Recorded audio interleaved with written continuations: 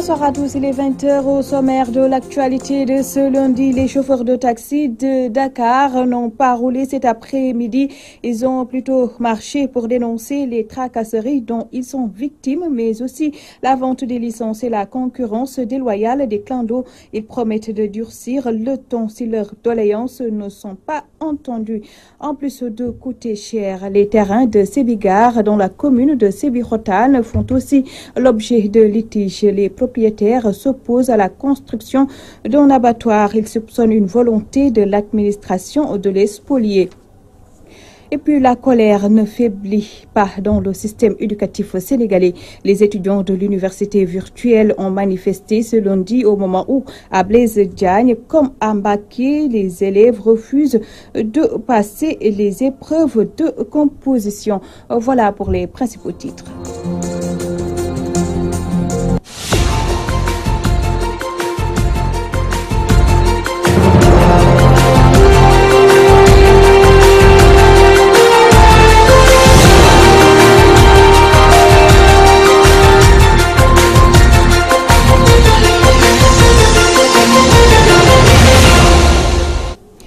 Merci de vous joindre à nous. Khalifa Sall décidé à se défendre pour l'honneur de la municipalité de Dakar. Il l'a dit ce matin lors de sa première prise de parole devant le juge dans le cadre du procès de la caisse d'avance. Le maire de Dakar dénonce un procès politique et assure n'avoir commis aucune malversation. On va y revenir avec Issatine. Autre titre de ce journal, la marche des chauffeurs de taxi cet après-midi. Ils ont quitté la place de l'Obélisque un peu après 15 heures pour battre le macadam jusqu'au rond-point de la RTS. Ils dénoncent les tracasseries de la police, la vente des licences et la concurrence déloyale des clandos Djambo Mbaye. Pour plus de détails. Les taximans de Dakar sont frustrés. Depuis le démarrage des activités de l'aéroport international Blaise Diagne, ils rencontrent d'énormes contraintes. Ces taximans se sentent même laissés en rade.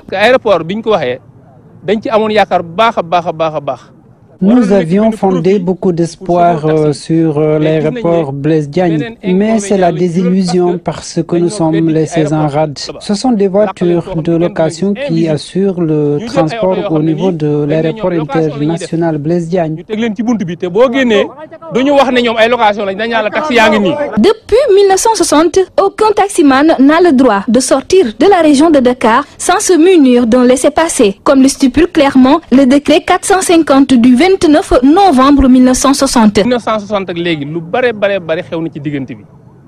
Depuis 1960, il s'est passé beaucoup de choses au Sénégal. C'est la modernisation avec l'autoroute à péage et l'aéroport international Blaise Diagne. Ces laissez-passer ne sont pas profitables au secteur du transport. C'est une corruption. Nous voulons la suppression de ces laissez-passer qui ne sont pas donnés gratuitement. C'est frauduleux.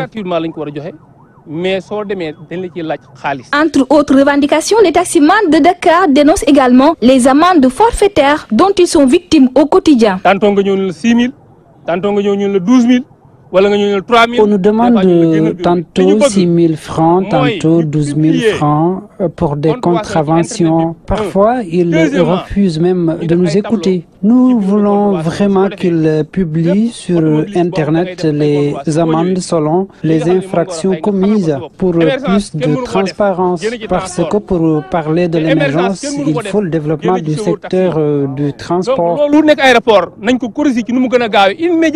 À cela s'ajoutent les assurances. En cas d'accident de la circulation, ces taximans ne bénéficient d'aucune prise en charge. Ils ont également déploré la concurrence déloyale qu'ils subissent avec les clandos et les taxis des autres régions, l'absence d'aires de stationnement à Dakar et les difficultés qu'ils rencontrent pour passer la visite technique font également partie de leurs revendications.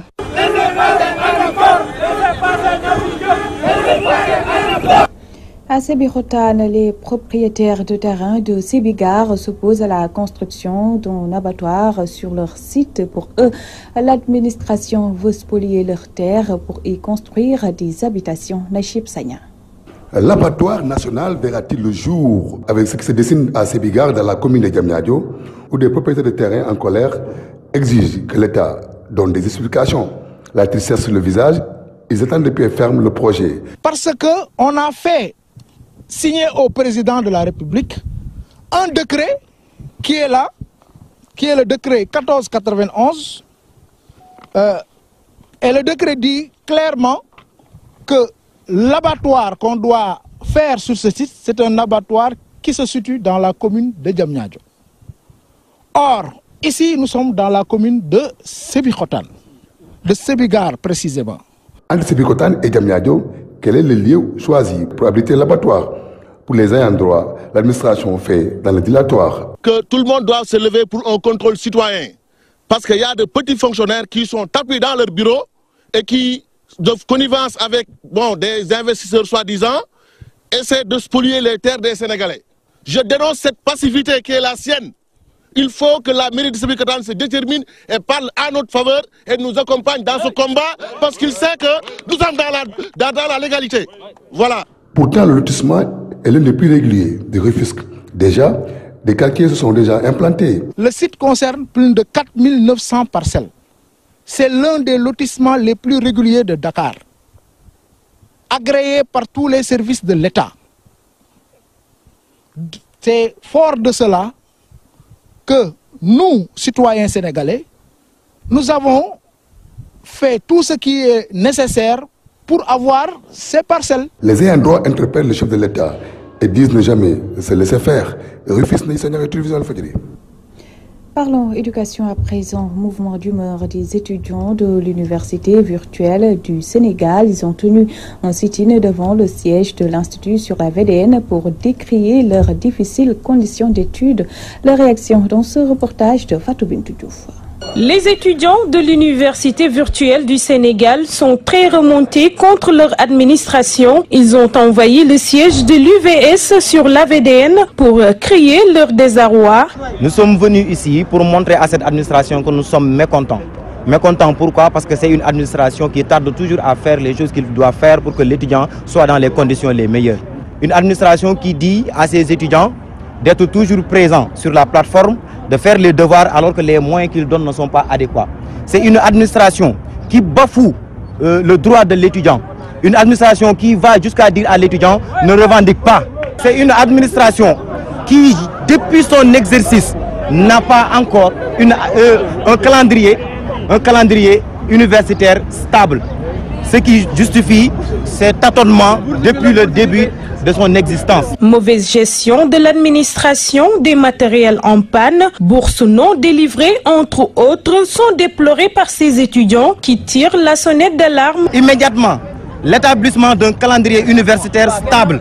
Nous demandons la réception, le réglage et la stabilité de la connectivité pour les étudiants. Nous demandons le paiement effectif et à temps des bourses des étudiants. Nous demandons le paiement de la rétroactivité pour les promos accusant de retard.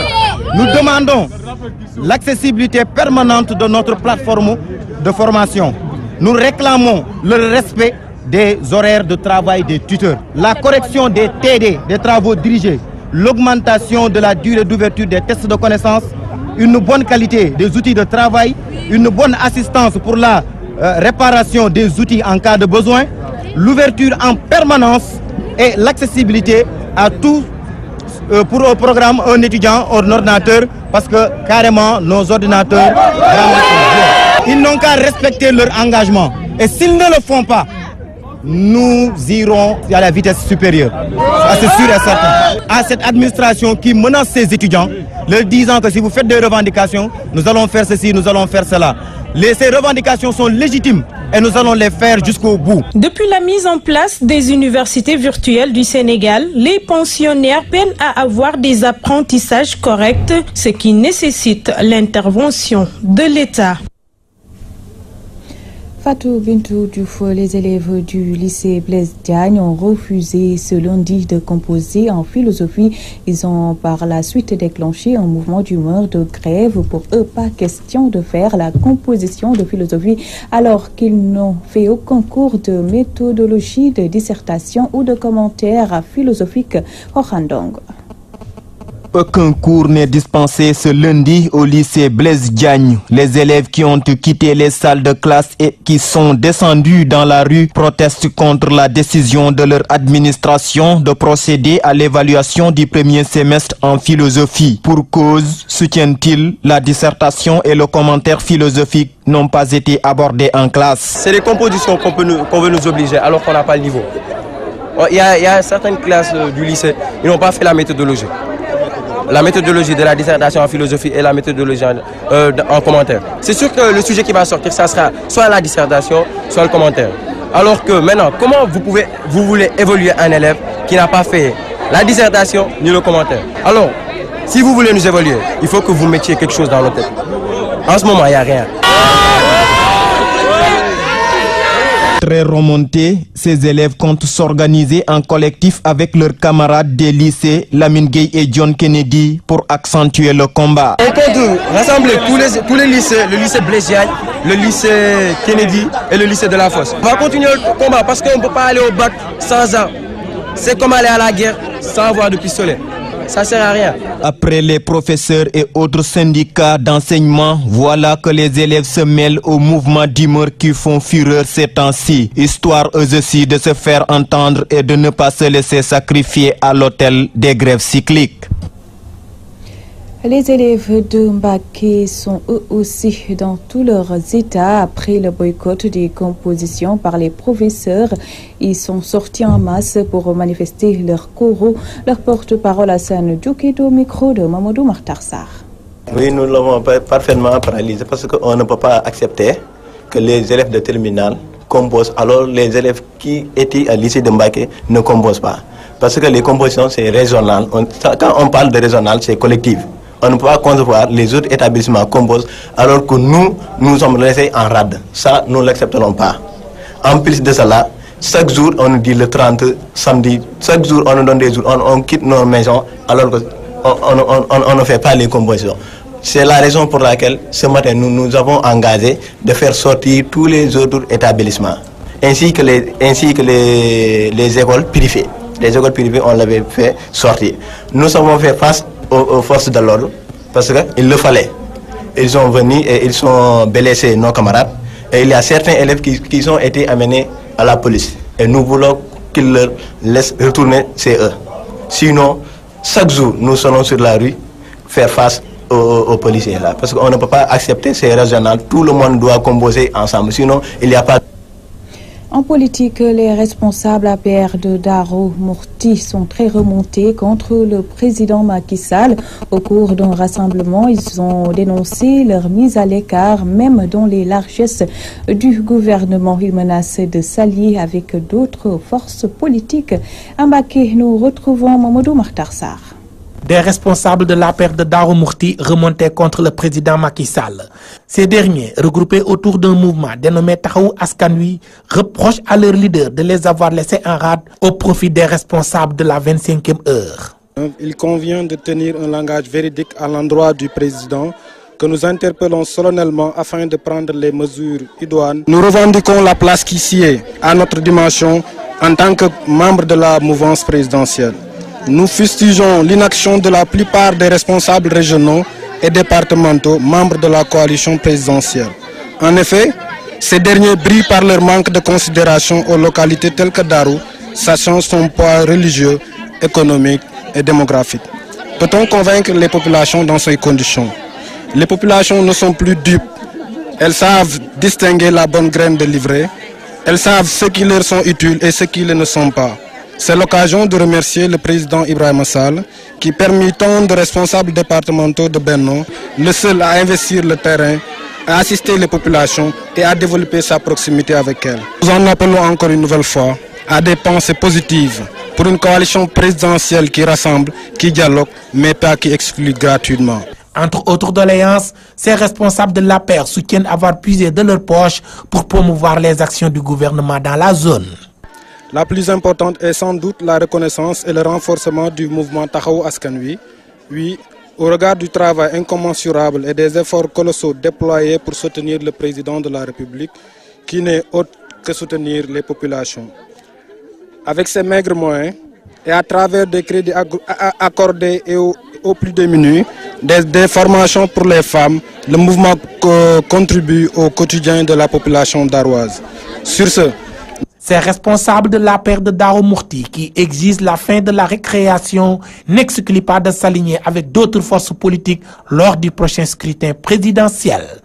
Le mouvement Taxawu Askan Wi exige une réorganisation du parti au niveau local pour renverser la tendance des cascades d'échecs électoraux enregistrés. Touba Mbacké, Mamadou Makhtar Sarr pour la radio-télévision Walfadjri. Parlons politique toujours avec le Parti socialiste qui s'active en direction de son congrès. Les femmes ont ouvert le bal par un grand rassemblement pour réitérer leur confiance à Ousmane Tanor Dieng. Ce dernier dit avoir tourné la page des dissidents et annonce les opérations de renouvellement des instances de base. Un compte rendu signé Théodore Semedo. Le Parti socialiste affûte déjà ses armes en direction de son congrès prévu en juin 2018 avec une véritable démonstration de force du mouvement national des femmes qui investit encore Ousmane Tanor Dieng comme candidat au poste de secrétaire général. Nous renouvelons notre fidélité au camarade Ousmane Tanor Dieng. OTD est un dirigeant sérieux, sincère, ouvert, compétent, républicain. Nous proposons l'élection au prochain congrès. Notre camarade Ousmane Tanor Dieng.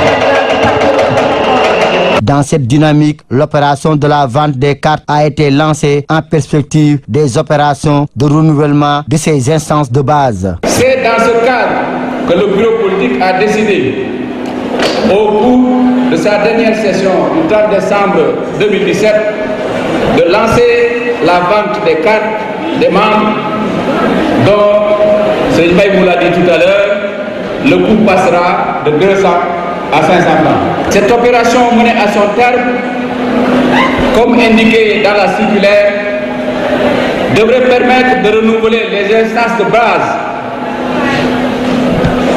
d'organiser les consultations pour l'élection du secrétaire général et d'aller en congrès. Quant aux dissidents exclus, les Verts de Colobane soutiennent que cette page est tournée et que le meilleur reste à venir pour l'avenir de leur formation politique. Des dissidents mal intentionnés à notre participation à la coalition Benno Bokk Yakaar, faisant semblant d'ignorer que nous vivons l'ère des grands ensembles. Dans tous les pays du monde, leur véritable objectif était inavoué. Ils voulaient en vérité accéder à la direction du parti par des voies antidémocratiques, tels les propos injurieux.